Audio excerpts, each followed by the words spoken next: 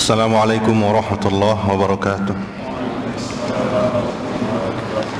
Innal hamdalillah nahmaduhu wa nasta'inuhu wa nastaghfiruh wa na'udzu billahi min shururi anfusina wa sayyiati a'malina. May yahdihillahu fala mudilla lahu wa may yudlil fala hadiya lahu.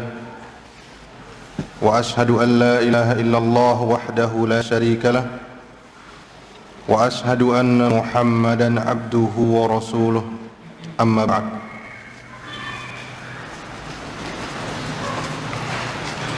Ikhwatal iman wa akhwat, a'azzani Allah wa iyyakum jami'an. Pada majelis yang pertama kemarin kita telah mengisyaratkan bahwasanya di hari-hari yang utama ini hendak seseorang cerdas untuk memilihkan dirinya amalan yang paling afdal yang bisa dia kerjakan di hari-hari ini. Dan dulu atau tahun kemarin kurang lebih di saat yang sama kita telah mempelajari bagaimana cara mendeteksi amalan-amalan yang paling dicintai oleh Allah Subhanahu wa taala atau amalan yang paling afdal. Bisa dilihat dari amal itu sendiri, bisa dilihat dari kemampuan kita dan lain-lainnya. Maka di antara amal-amal yang disyariatkan oleh Allah Subhanahu wa taala, hendaklah kita bisa memilih mana kira-kira yang bisa kita lakukan dan tentunya mendatangkan pahala yang berlipat bagi kita di samping keutamaan hari-hari ini. Dan di antara amalan yang sangat-sangat luar biasa yang bisa kita lakukan di hari-hari ini, dan amalan ini alhamdulillah mudah bagi orang-orang yang dimudahkan oleh Allah Subhanahu wa taala. Di samping dia pada dasarnya merupakan amalan yang sangat luar biasa, selain itu Nabi sallallahu alaihi wasallam secara khusus menyebutnya sebagai amalan yang bisa kita lakukan di hari ini. Rasulullah sallallahu alaihi wasallam secara khusus menyebutnya. Amalan itu adalah sebagaimana yang diriwayatkan oleh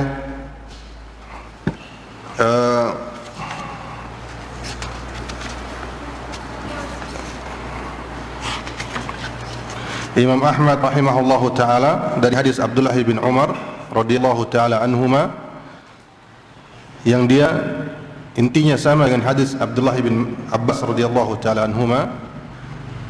Namun di penghujung hadis ini, hadis riwayat Imam Ahmad ini, Nabi sallallahu alaihi wasallam menyebutkan secara langsung apa yang bisa kita lakukan. Nabi sallallahu alaihi wasallam bersabda, "Ma min ayyamin a'zamu 'inda Allah wa la ahabbu ilaihi min al-'amali fihinna fi hadhihi al-ayyamil 'ashr." Tidak ada hari yang lebih agung di sisi Allah, dan tidak ada juga hari yang lebih dicintai oleh Allah untuk kita gunakan beramal saleh dibandingkan hari-hari yang 10 ini. Kemudian Nabi sallallahu alaihi wasallam bersabda, "Fa'akthiru fihinna minat tahlil wat takbir wat tahmid." Maka perbanyaklah tahlil, yaitu la ilaha illallah. Kemudian perbanyaklah takbir, perbanyaklah tahmid di hari-hari ini. Ini kata Nabi sallallahu alaihi wasallam. Yang jelas ini adalah penafsiran dari firman Allah Subhanahu wa taala dalam surat Al-Hajj ayat 28, yaitu yang sudah kita sebutkan berulang-ulang di majelis yang pertama, wa yadhkuru ismallahi fi ayyamin ma'lumat. Dan hendaklah mereka menyebut nama Allah Subhanahu wa taala, berzikir di hari-hari yang telah ditentukan, yaitu 10 hari pertama bulan Zulhijjah. Baik. Akhwatal iman, aznahu wa iyyakum jami'an. Di pelajaran kita yang saya sebut berulang-ulang tadi tentang amalan yang paling afdal, kita telah menyebutkan, menukil dari guru kita Syekh Sulaiman bin Salimullah Ruhaili rahimahullahu taala, bahwasanya beliau berani memastikan hampir ijma', jika beliau tidak mau mengatakan ijma', hampir sepakat para ulama kita bahwa amalan yang paling afdal adalah 3 amalan. Ada ingat? Kajian di Masjid Agung. tahun kemarin, bulan Zulhijjah juga. Pertama, jihad fi sabilillah.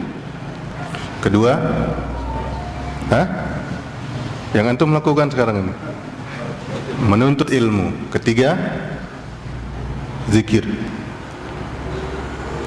Ini 3 amalan yang dimana kalau kita mencari riwayat-riwayat dari salaf kita, mereka sepakat atau hampir sepakat bahwa 3 amalan inilah yang paling utama: jihad, kemudian menuntut ilmu, dan zikir. Dan menuntut ilmu jelas termasuk zikir. Bahkan Ibnu Qayyim al-Jauziyah rahimahullahu taala, beliau menyebutkan tingkatan-tingkatan berkaitan dengan jihad dan zikir. Yang paling afdal adalah jihad yang disertai zikir, atau zikir yang disertai jihad. Kemudian kedua, zikir dan jihad. Zikir dan jihad saja. Kalau keduanya menyendiri, zikir saja dan jihad saja, mana yang lebih afdal?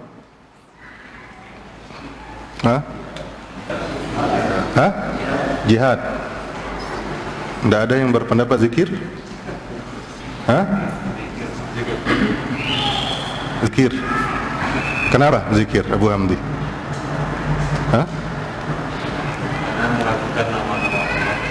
Karena tujuan jihad adalah menegakkan kalimat Allah. Itu zikir. Sehingga dalam hal ini jihad adalah wasilah. Dia adalah sarana, wasilah. Dan tujuannya adalah zikir. Maka tidak mungkin wasilah itu, yaitu sarana itu, lebih afdal daripada tujuannya. Pasti tujuan lebih utama. Maka Ibnu Qayyim mengatakan, jika menyendiri maka zikir lebih afdal daripada jihad. Zikir tanpa jihad lebih afdal daripada jihad tanpa zikir. Kemudian yang ketiga yaitu jihad. Dan Ibnu Taimiyah rahimahullahu taala, beliau mengatakan bahwasanya ijma' para salaf kita menetapkan bahwasanya memperbanyak zikir ini adalah amalan yang paling afdal. Dan ingat, Al-Imam Nawawi rahimahullahu ta'ala dalam kitab beliau Al-Adhkar, beliau menyebutkan bahwasanya zikir itu mencakup semua ibadah. Salat adalah zikir, bahkan zakat adalah zikir, puasa adalah zikir. Karena seseorang dalam melakukan ibadah tersebut, dia mengingat Allah Subhanahu wa taala dan menyebut Allah Subhanahu wa taala. Maka jika kita mengetahui demikian kedudukan zikir, kita tidak akan meragukan lagi bahwasanya zikir di hari-hari ini adalah sangat-sangat dianjurkan. Terlebih lagi Nabi sallallahu alaihi wasallam dalam hadis Imam Ahmad tadi, beliau menyebutkan secara khusus tentang tahlil, takbir dan tahmid. Baik. Sekarang kita akan mengangkat satu permasalahan yang berkaitan dengan zikir, khususnya di hari-hari ini, yaitu takbir. Takbir di hari-hari ini dibagi menjadi 2, yaitu pertama takbir mutlak, kedua takbir muqayyad. Takbir mutlak ini ditafsirkan oleh Al-Imam Nawawi rahimahullahu taala dalam Al-Majmu' Syarah Muhadzab. Beliau mengatakan, al-mutlaq huwa alladhi la yataqayyadu bihalin bal yu'ta bihi fil manazil wal masajid wat turuq lailan wa naharan wa fi ghairi dhalika. Mutlaq artinya takbir yang tidak terikat oleh satu kondisi. Mutlaq adalah yaitu takbir yang tidak terikat oleh satu kondisi.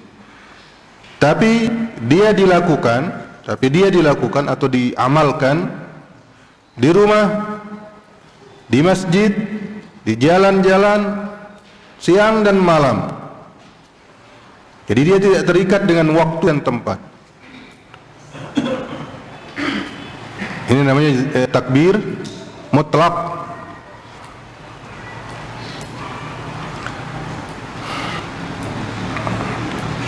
Namun jika antum mempertanyakan apa mazhabnya Al-Imam Nawawi rahimahullahu taala tentang takbir mutlak, Maka kita mendapati Al-Imam Nawawi dan para ulama Syafi'iyah menganggap bahwasanya atau berpendapat bahwasanya takbir mutlak itu mulai hari Arafah sampai akhir hari Mina, yaitu tanggal 13. Adapun yang berpendapat takbir mutlak itu dari hari pertama atau tanggal 1 bulan Dzulhijjah adalah mazhab Imam Ahmad, ulama-ulama Hanabilah. Di sini kita mencoba mengangkat dalil dari ulama Hanabilah, yang dimana kita atau saya sendiri condong kepada pendapat mereka. Kita memiliki beberapa dalil bersama para ulama Hanabilah yang berpendapat bahwasanya takbir mutlak bisa dilakukan semenjak terbenamnya matahari di tanggal atau di penghujung bulan Zulqa'dah memasuki bulan Zulhijjah. Berarti kita hari apa kemarin? Malam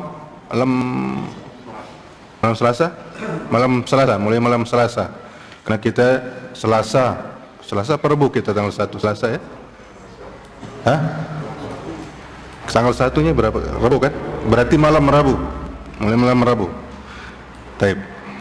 Belum terlanjut. Malam pada tanggalan Hijriah, hari pada tanggalan atau kalender Hijriah dimulai kapan? Hah? Terbenamnya matahari sampai keesokan harinya terbenamnya matahari, kecuali ada kecualinya? Hah? Misalnya hari ini hari Jumat. Hari Jumat dihitung dari malam Jumat. Berarti ini sudah hari apa ini? Hari Sabtu, tanggal berapa? Tanggal 4 atau tanggal 5? Tanggal 4. Nah, kecuali satu hari yang dia dihitung hari ini dan berikutnya. Kamu ingat hari apa itu? Hah? Paham untuk pertanyaannya? Ya. Sepanjang tahun di penanggalan Hijriah, hari itu dihitung dari tadi malam sama sekarang. Kecuali satu hari. Satu hari ini dihitung mulai subuh nih, subuh sampai nanti malam. Hitungannya. Hari Arafah. Hari Arafah. Mana buktinya? Orang yang wukuf di Arafah itu sah wukufnya ketika dia masuk ke Arafah maghrib. Berarti kita nanti hari Arafahnya tanggal 9-nya hari Kamis, ya. Ada orang-orang berangkat dari Mina. Dia terlambat misalnya memasuki Arafah karena ramai atau apa. Dia sampai di sana matahari terbenam. Hari itu, di hari Kamis itu, malam Jumat. Maka dia dianggap sah wukufnya meskipun dia wukuf setelah maghrib. Ini buktinya apa? Hari Arafah itu berbeda dengan hari-hari lainnya. Dia dihitung harinya sama malam berikutnya. Faedah. Baik, lanjut.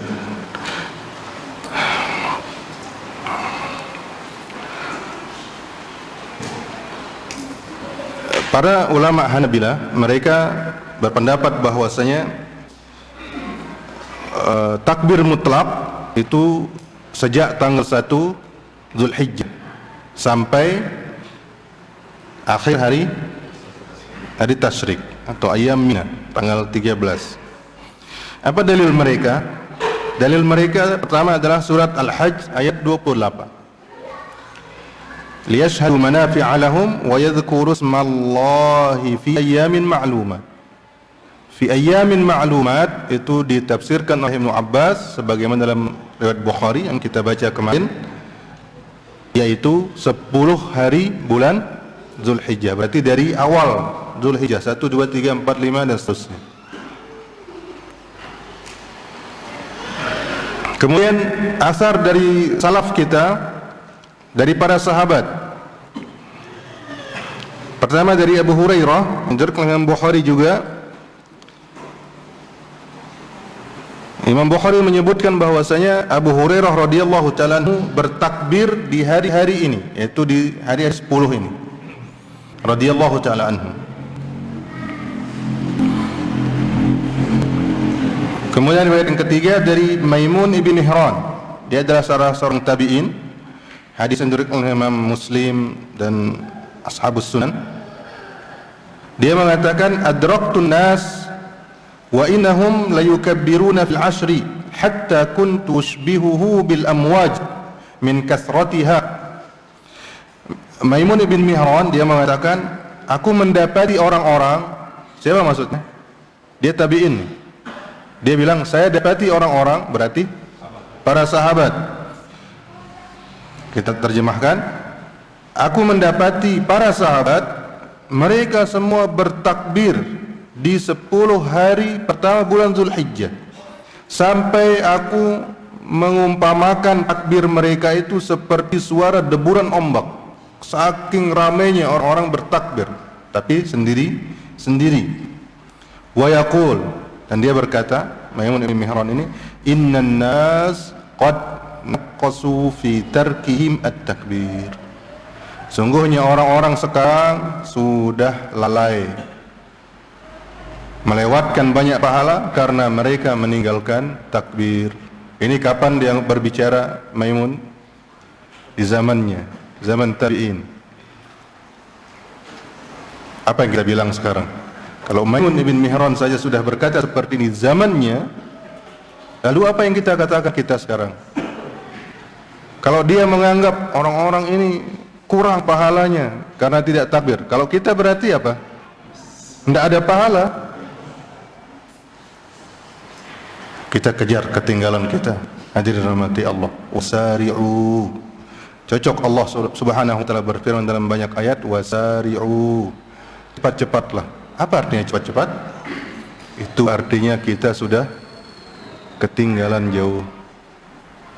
Nah, ini riwayat Maimun tadi disebutkan oleh Ibnu Rajab dalam Fathul Bari.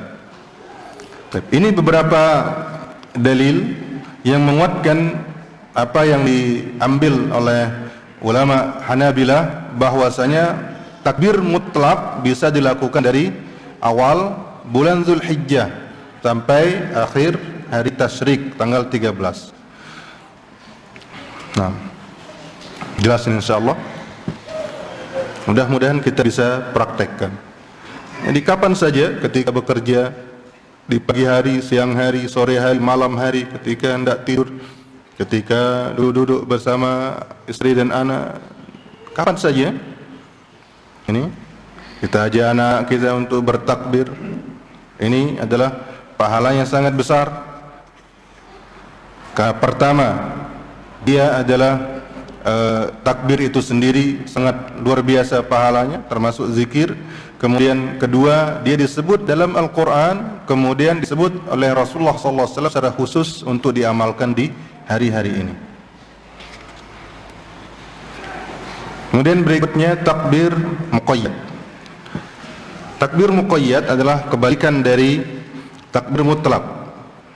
Diterjemahkan oleh Al-Imam An-Nawawi dalam Al-Majmu' juga ketika berbicara tentang takbir dan mazhab manusia tentang takbir ini. Wal muqayyad huwa alladhi yuqsadu bihi al-ittiyanu fi adbari shalawat. Takbir muqayyad adalah yang dilakukan di penghujung-penghujung salat. Salat apa maksudnya? Salat fardu. Takbir mutlak adalah yang dilakukan di penghujung salat-salat fardu.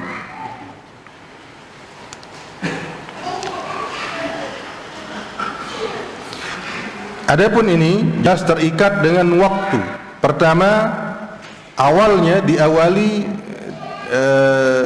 di salat subuh di tanggal 9 di hari Arafah. Berarti takbir muqayyad itu tahun ini dimulai pada setelah salat subuh hari Kamis. Hari Kamis depan nih, insyaallah. Ya. Sampai kapan? Sampai asar pada tanggal 13 di hari Tasyrik. Sampai salat asar. Karena itu salat terakhir di hari-hari itu.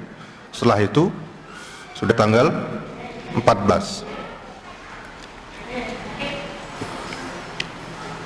Ada perbedaan pendapat dari segi riwayat dan dari segi mazhab para ulama, tapi Al-Hafidz Ibnu Hajar menguatkan yang seperti yang kita sebutkan tadi, karena beliau mengatakan bahwasanya riwayat yang ada yang paling sahih itu adalah yang menyebutkan bahwasanya takbir muqayyad itu diawali dari setelah sholat subuh pada tanggal 9 Zulhijjah sampai sholat asar di tanggal 13 Zulhijjah.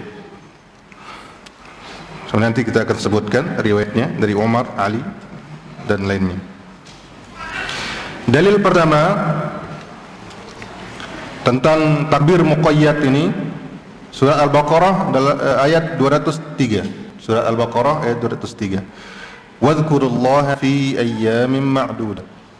Dan berzikirlah, menyebut Allah di hari-hari yang terbatas, yaitu maksudnya hari Tasyrik 11, 12, 13.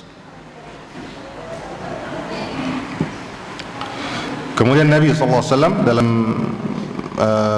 riwayat Muslim beliau bersabda, ayyamut tasyrik ayyamu aklin wa syurbin wa dzikrin lillah. Hari-hari tasyrik itu adalah hari makan, minum dan berzikir. Hari tasyrik adalah hari makan, minum dan berzikir. Makan dan minum tidak dahulukan lagi, kita akan makan dan minum. Mudir akan mengajak kita menyembelih berapa kambing, mudir. Tapi zikirnya jangan lupa. Kalau makan minumnya sudah pasti insyaallah. Tapi zikirnya ini jangan dilupakan, karena Nabi SAW menyebutkan 3 perkara. Hari-hari tasyrik itu adalah hari untuk makan, minum dan berzikir, mengingat Allah atau menyebut Allah Subhanahu wa ta'ala.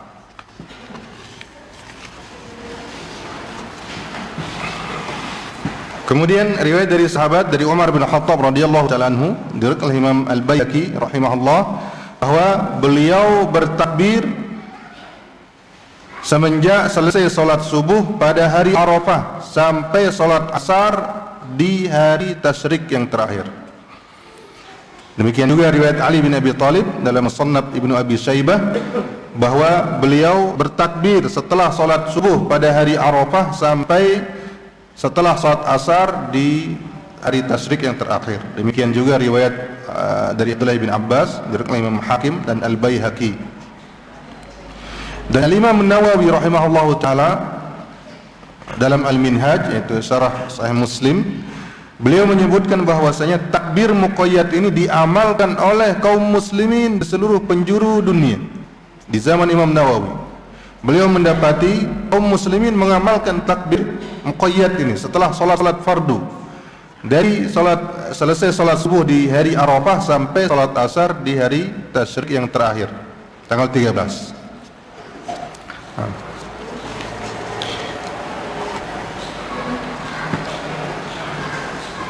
Ada sebuah permasalahan yang terus terulang-ulang dipertanyakan, dan karena masalah ini juga tidak ada dalil yang tegas, para ulama juga berjihad dalam masalah ini, terbagi menjadi 3 pendapat kurang lebih yang kita dapati, yaitu kapan tepatnya kita bertakbir, apakah setelah salam langsung atau kapan? Pendapat yang pertama yaitu setelah salam langsung. Setiap selesai salat fardu, assalamualaikum warahmatullahi, assalamualaikum warahmatullahi, langsung takbir. Berapa kali? Bebas berapa kali, mau 1 kali juga bisa. Kemudian pendapat yang kedua yaitu setelah istighfar 3 kali, kemudian membaca Allahumma antas salam wa minkas salam tabarakta ya dzal jalali wal ikram, baru setelah itu takbir. Karena Nabi SAW dalam banyak riwayat tidak pernah meninggalkan zikir ini, sehingga dalam kajian kita bersama muslimah kita mengambil faedah bahwasanya zikir-zikir yang ada setelah salat fardu itu urutannya macam-macam dalam riwayat-riwayat yang ada, sehingga tidak terlalu masalah jika urutannya tidak karuan seseorang itu. Yang penting awalnya ketika selesai salam dia membaca astaghfirullah, astaghfirullah, astaghfirullah. Allahumma antas salam wa minkas salam, tabarakta ya dzal jalali wal ikram. Ini yang sabit dari Nabi sallallahu alaihi wasallam setiap selesai salam. Adapun setelah itu macam-macam riwayatnya. Maka tidak terlalu masalah jika seseorang tidak berurutan zikirnya setelah itu. Demikian juga di sini pendapat yang kedua mengatakan seseorang takbir setelah dia membaca dua zikir tersebut, istighfar 3 kali dan Allahumma antas salam, baru setelah itu dia takbir. Kemudian pendapat yang ketiga yaitu dia zikir dulu, zikir yang biasa, dari istighfarnya kemudian seterusnya sampai dia membaca muawwidzat, ayat kursi. Setelah selesai baru dia bertakbir. Namun masalah ini luas, tidak ada dalil yang tegas kapan kita bertakbir. Kapanpun seseorang ingin takbir, yang penting setelah selesai sholat fardu silahkan. Jika dia ingin berzikir dulu minimal istighfar 3 kali kemudian Allahumma antas salam, maka ini jelas mengamalkan semua riwayat. Wallahu taala a'lam. Kemudian kita akan nukilkan di sini apa yang bisa kita nukilkan, lafaz-lafaz takbir dari para sahabat radhiyallahu taala anhum jama'in. Ini juga ikhwatul iman wa iyyakum jami'an. Sebagian ikhwan kita, bahkan sebagian penuntut ilmu terlalu kaku dalam masalah lafaz takbir ini. Lafaz takbir itu tidak ada yang sebatas pengetahuan kita yang kita ambil dari para masyayikh kita. Tidak ada dalil yang sampai kepada Nabi SAW tentang lafaz takbir, sehingga seseorang tidak boleh dia lafazmu itu bid'ah, atau ini terlalu banyak itu takbirnya, atau kamu kurang takbirnya. Tidak, karena lafaz-lafaz takbir yang ada itu datangnya daripada sahabat radhiyallahu taala anhum ajma'in. Dan mazhab para ulama kita termasuk ulama Syafi'iyah bahwasanya lafaz takbir itu wasi', dia luas. Yang penting seseorang bertakbir. Namun mereka berpendapat bahwasanya lafaz yang paling afdal adalah lafaz takbirnya Abdullah ibn Mas'ud, sebagaimana yang kita baca sekarang. Dan ini lafaz takbir yang biasa, yang menyebar di tengah kaum muslimin. Namun ini perlu antum ingat, ketika antum mendengar seorang takbir Allahu Akbarnya sampai 4 kali atau 2 kali atau 3 kali, tidak usah antum pelototi dia, kebanyakan itu. Nah, sekarang antum sendiri yang mengatakan itu salah, antum dalilnya apa? Yang pertama, takbir dari Abdullah bin Mas'ud radhiyallahu ta'ala anhu yang diriwayatkan Ibnu Abi Syaibah. Sifatnya atau bunyinya sebagai berikut: Allahu Akbar, Allahu Akbar, la ilaha illallah, wallahu akbar, Allahu Akbar, walillahil hamdu. Allahu Akbar, Allahu Akbar, la ilaha illallah, wallahu akbar, Allahu akbar, walillahil hamdu. Ini kan yang biasa 2 kali takbir di awal. Allahu akbar, Allahu akbar, la ilaha illallah, wallahu akbar, Allahu akbar, walillahil hamdu.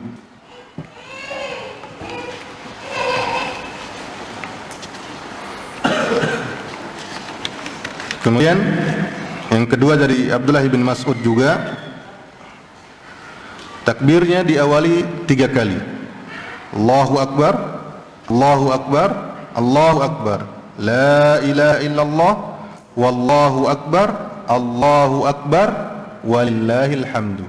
Perbedaannya dari yang pertama hanya apa?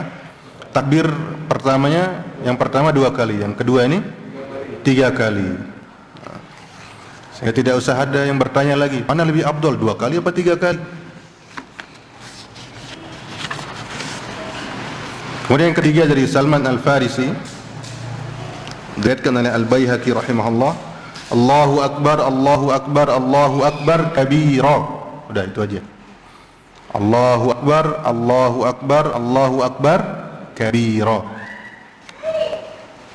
Ada juga riwayat dari Abdullah bin Abbas dan lain-lainnya, namun ini yang bisa kita ingat sekarang. Yang kesimpulannya adalah lafaz-lafaz takbir tidak ada secara khusus datang dari Nabi sallallahu alaihi wasallam. Dia mutlak. Maka seseorang bisa bertakbir seperti para sahabat atau dia bertakbir saja Allahu akbar, Allahu akbar, Allahu akbar, Allahu akbar. Ya, bisa. Tidak disalahkan karena Nabi sallallahu alaihi wasallam memutlakkannya. Selama dia itu adalah takbir, maka tidak masalah seseorang mengucapkan takbir dari yang dia ketahui. Dan jika dia mengucapkan takbir seperti para sahabat, sungguhnya para sahabat adalah sebaik-baik salaf bagi kita. Nah, wallahu taala a'lam. Jelas sampai di sini insyaallah. Baik. Kemudian ikhwatal iman, azallahu wa iyyakum jami'an. Setelah kita mengetahui tentang zikir ini, khususnya tentang takbir, kita ingat bahwasanya di hari-hari ini ada sebuah amalan juga yang sangat luar biasa. Dia sangat ringan, namun berat bagi orang yang tidak mengetahui keutamaannya. Yaitu disebutkan oleh Nabi sallallahu alaihi wasallam dalam hadis riwayat Tabarani dalam Al-Awsat. Nabi sallallahu alaihi wasallam bersabda, "Ahabbun nasi ila Allah anfa'uhum lin-nas." Manusia yang paling dicintai oleh Allah adalah manusia yang paling bermanfaat bagi orang lain. Wa ahabbul a'mali ila Allah azza wa jalla sururun tudkhiluhu ala muslim. Amalan yang paling Allah cintai adalah rasa bahagia, kebahagiaan yang engkau masukkan ke dalam hati seorang muslim. Subhanallah. Kita membuat saudara kita berbahagia, tersenyum, itu adalah amalan yang sangat dicintai oleh Allah Subhanahu wa taala. Takshifu anhu kurbatan. Nabi sallallahu alaihi wasallam menjelaskan maksudnya memberikan kesenangan itulah engkau menghilangkan kesulitan dari dirinya. Au taqdi anhu dainan, atau engkau bayarkan hutangnya. Au tatruda anhu ju'an, atau engkau hilangkan rasa laparnya. Maka lihat sekeliling kita sekarang, hadirin rahmati Allah, siapa kira-kira saudara kita dekat rumah kita yang membutuhkan bantuan?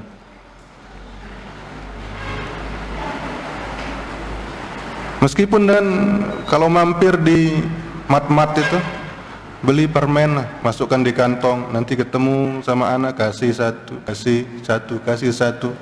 Itu adalah amalan yang ringan, namun karena dia adalah sesuatu yang dicintai oleh Allah, terutama di hari-hari ini, maka akan luar biasa yang antum dapatkan, hadirin yang dirahmati Allah.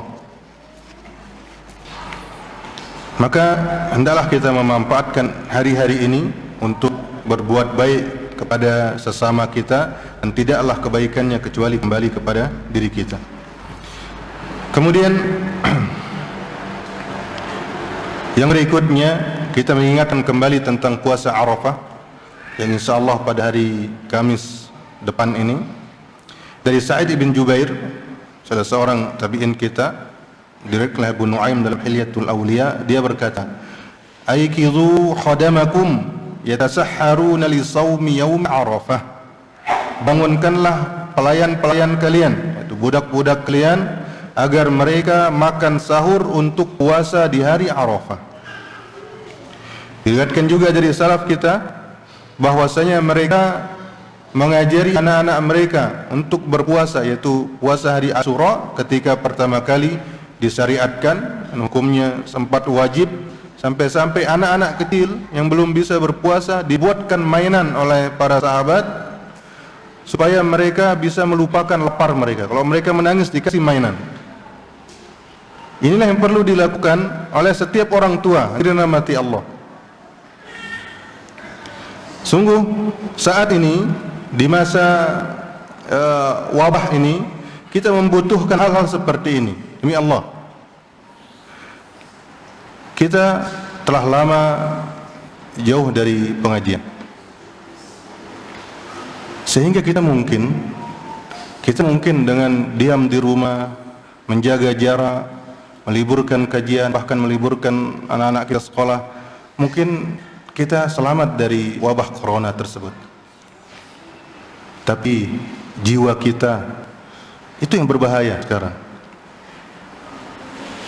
Penyakit jahil, penyakit syubhat, penyakit maksiat, itu yang berbahaya.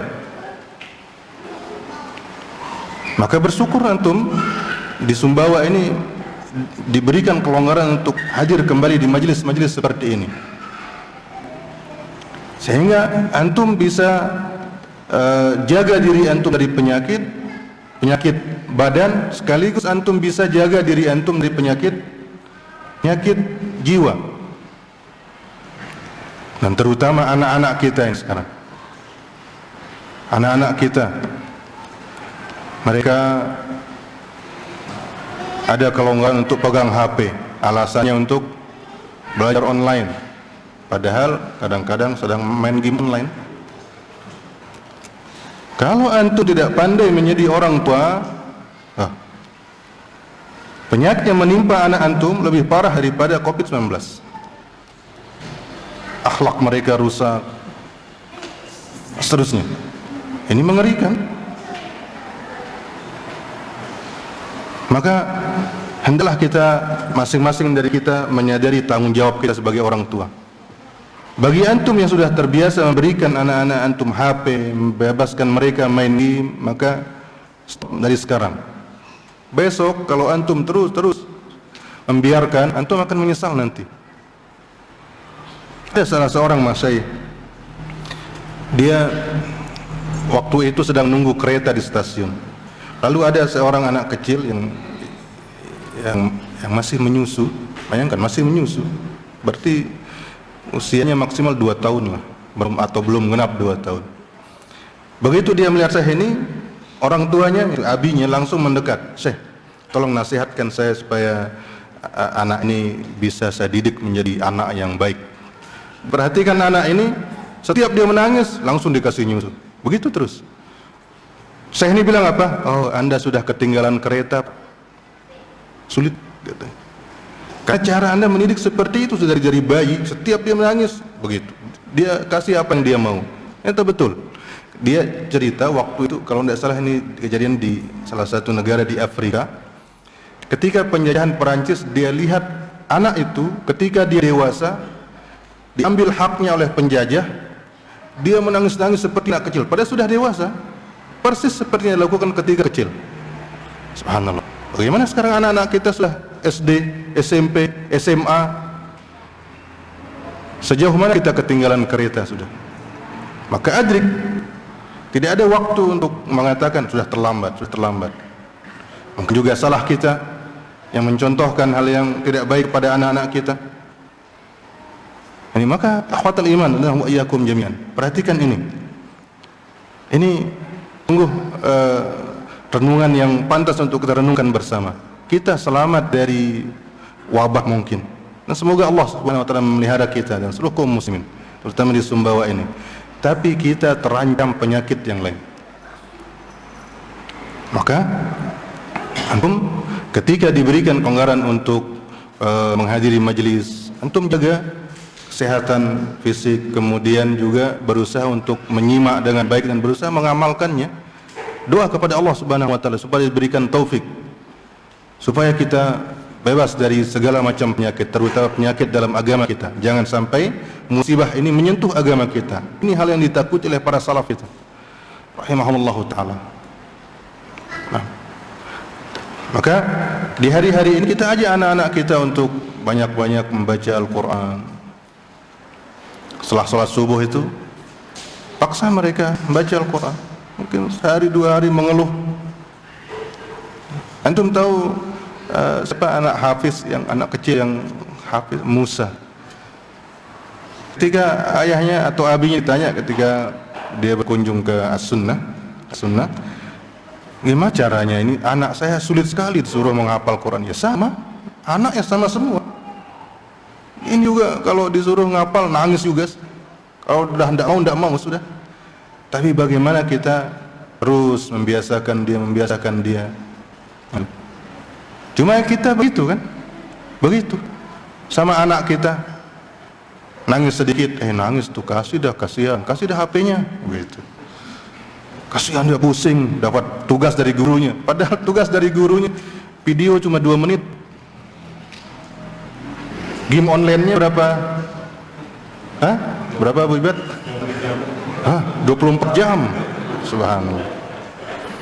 Ini, ingat ini hadirin rahmatullah, terutama antum yang jadi orang tua, jaga anak antum. Kita akan diminta tanggung jawab nanti oleh Allah Subhanahu wa taala. Kita akan diminta tanggung jawab oleh Allah Subhanahu wa taala. Berapa anak antum? Anak 6. Berapa lama nanti prosesnya? Ini kenapa dibiarkan main game online? Ini kenapa tidak diajak beribadah? Dan seterusnya. Nah, jadi terakhir ikhwatal iman, azanallahu wa iyyakum jami'an, barang siapa yang tahu dan sadar apa yang Allah siapkan untuk dia di hari-hari ini, sungguh bagaimanapun beratnya amal akan ringan dia kerjakan. Kalau seseorang tahu apa yang akan dia dapat besok, ketika dia capek-capek, letih-letih di hari-hari ini, sungguh semua itu tidak akan ada artinya. Berapapun uang akan dia keluarkan, berapapun tenaga akan dia siapkan, kalau dia tahu. Dan sungguhnya sebagaimana Nabi SAW bersabda, sil'at Allah ghaliyah, barang dagangan Allah itu mahal, tidak murah. Dan barang dagangan Allah itu adalah surga. Nabi SAW mengatakan bahwasanya jika ingin sampai surga Allah, jangan santai-santai, bila perlu berjalan di waktu malam. Kejar surga Allah itu dengan berjalan di waktu malam, artinya hidupkan dengan ibadah pada Allah Subhanahu wa taala di malam hari.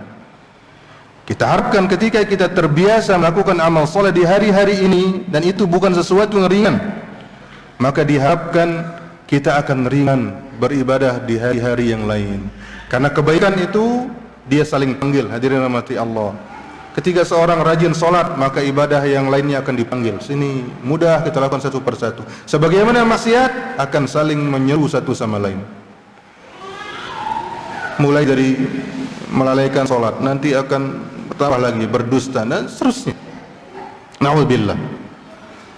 Maka mari kita mohon kepada Allah Subhanahu wa taala agar memberikan kita taufik untuk beribadah di hari-hari ini sampai ajal menjemput kita. Demikian mudzakarah kita untuk keutamaan 10 hari pertama bulan Zulhijjah, dan mulai besok antum akan atau kita akan duduk bersama Ustaz kita, Ustaz Safar, mengulang tentang pertanyaan berkaitan dengan kajian kita.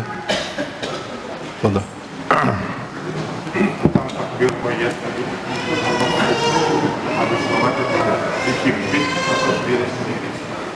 Bagaimana untuk slide ya? Saya dari 1993 kan biasanya di masjid pakai speaker. Kalau speaker sendiri yang jamaah diri sendiri atau? Bismillahirrahmanirrahim. Alhamdulillah wassalatu wassalamu ala Rasulillah wa ala alihi wa sahbihi wa man wala, amma ba'd. Pertama, takbir ini baik yang mutlak maupun yang muqayyad, ini adalah zikir yang disyariatkan dengan suara yang nyaring. Artinya suara yang terdengar, bisa terdengar oleh orang lain. Ini yang dimaksud dengan zikir jahar, yaitu yang bisa didengar oleh orang lain. Tadi kita baca bersama riwayat dari Maimun ibn Mihrad, dia mendengar ramai, gemuruh. Bahkan diriwayatkan dari Abdullah bin Umar bahwa dia bertakbir dengan suara yang besar di pasar-pasar, dan orang-orang pun akhirnya ikut takbir. Artinya mereka bertakbir ketika mendengar Abdullah bin Umar bertakbir. Ini yang pertama. Kemudian yang kedua, masalah berjamaah. Ini para ulama, kalau kita tidak ingin mengatakan semuanya, bahkan para ulama Syafi'iyah juga menegaskan masalah ini, bahwasanya zikir itu tidak disyariatkan secara berjamaah. Suara besar tidak menuntut, tidak memiliki konsekuensi berjamaah. Suara besar sendiri-sendiri. Itu. Ini yang kedua. Kemudian yang ketiga, masalah memakai loudspeaker. Bagaimana pengeras suara? Apakah boleh?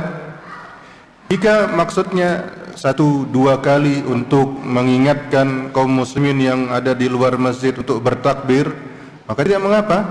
Tapi jika dia rutin lakukan, maka ini tidak dianjurkan.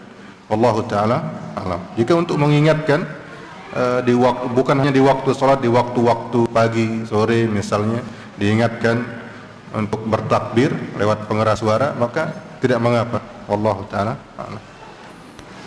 Ada lagi? Ya. Dua jenis takbir itu juga dilakukan pada Idul Fitri. Kalau Idul Fitri itu dia dari terbenamnya matahari tanggal di akhir Ramadan sampai keluarnya imam ke lapangan untuk takbirnya. Adapun ini kan tidak diakhiri dengan sholat Id, tapi terus diakhiri oleh apa? Hari Tasyrik itu. Jadi lebih panjang perbedaannya. Kalau Idul Fitri dia sedikit waktunya, dari tanggal 1 Syawal sampai keluarnya imam untuk sholat Id di hari itu, di pagi harinya itu. Ini yang antum tanyakan? Lafadznya maksudnya itu? Iya sama, lafadznya sama. Nah, wallahu taala a'lam. Iya. Masalah satu hari kecuali di bulan ini. Iya. Hari Arafah maksudnya kurang jelas. Maksudnya kalau sesuai sunnah kan orang Mina dulu, Tarwiyah. Iya. Kemudian ada sholat subuh baru ke Iya. di sana, kemudian baru sebelum zuhur ke Iya. Iya. maksudnya antum kalau terlambat sampai maghrib itu sih terhitung satu. Iya. Artinya jika ada orang memasuki memasuki Arafah setelah matahari terbenam atau dia mendapati matahari terbenam di Arafah, maka dia disyariatkan untuk diam di Arafah sebagian besar malam. Berarti nanti jam 12 malam baru dia meninggalkan Arafah ke Muzdalifah. Ini artinya malam itu kalau besok berarti malam Jumatnya masih dihitung sebagai malam Arafah tanggal 9. Bukan tanggal 10, tapi tanggal 9. Itu maksudnya. Jelas ya? Hah? Hitungannya kalau hari Arafah itu jam 12 malam.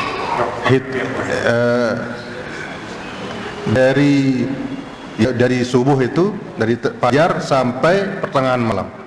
Itu. Ya. Wallahu taala a'lam. Iya.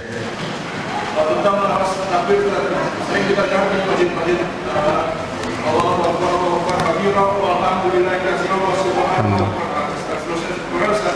Orang bisa yang makan itu perkara riwayat. Baik, masalah riwayat tidak ada. Tapi selama itu luas, artinya tidak ada ketentuan dari Nabi sallallahu alaihi wasallam, dan para ulama kita juga tadi kita nukil mereka meluaskan masalah ini. Selama mereka tidak menganggap itu sebagai sunnah berpahala, maka tidak apa. Itu. Karena tidak ada ketentuan dari Nabi sallallahu alaihi wasallam. Yang penting bertakbir. Apapun lafadznya.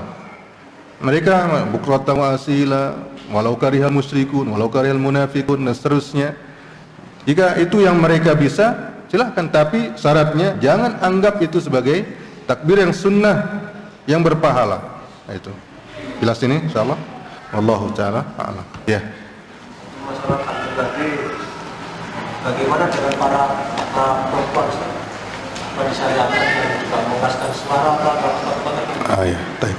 Karena perempuan ini tidak diadabkan, diajarkan bagi mereka untuk merendahkan suara mereka, karena bisa menimbulkan fitnah suara mereka, bukan karena dia aurat tapi bisa menimbulkan fitnah. Maka wanita juga cukup memperdengarkan dirinya saja, tidak usah teriak-teriak di pasar, tapi cukup dia seperti ya dia membaca doa, dia perdengarkan dirinya saja. Wallahu taala a'lam. Kita aja yang laki-laki jarang yang teriak, bagaimana dia teriak yang perempuan? Jazakallah khair. Ya. Apa boleh melakukan yang puasa dari tanggal 6 sampai tanggal 9 kan Senin, Kamis, Yahudi, terus Tarwiyah sama boleh. Baik, pertama puasa Tarwiyah itu tidak ada. Tidak ada. Sebagian masyarakat itu sering puasa Tarwiyah, artinya tanggal 8 Zulhijjah. Itu tidak ada. Ada hadisnya tapi tidak sahih hadisnya yang menyebutkan tentang keutamaan puasa tarwiyah itu. Dia puasa biasa seperti puasa lainnya. Tidak sama dengan puasa Arafah dari segi keutamaan ini. Kemudian masalah menggabungkan niat, kita sudah isyaratkan kemarin seseorang bisa melakukan puasa yang biasa dilakukan di hari sebelumnya di hari-hari ini. Ketika bertepatan dengan hari Kamis, dia puasa hari Kamis. Dia dapat pahala hari Kamis dan pahala puasa di bulan haram dan puasa lagi di hari ini, Zulhijjah ini. 3 keutamaan dia dapatkan. Nanti puasa hari Senin begitu juga. Dia dapat puasa hari Senin, puasa di bulan haram, kemudian puasa di awal bulan Zulhijjah. Subhanallah. Banyak sekali kebaikan yang dia dapatkan. Dan ini masalah menggabungkan niat ini sudah kita bahas secara panjang lebar di majelis targhib dan tarhib, bahwa itu diperbolehkan oleh para ulama menggabungkan niat itu. Wallahu taala a'lam. Ada lagi? Sudah cukup? Sudah cukup ya? Baik.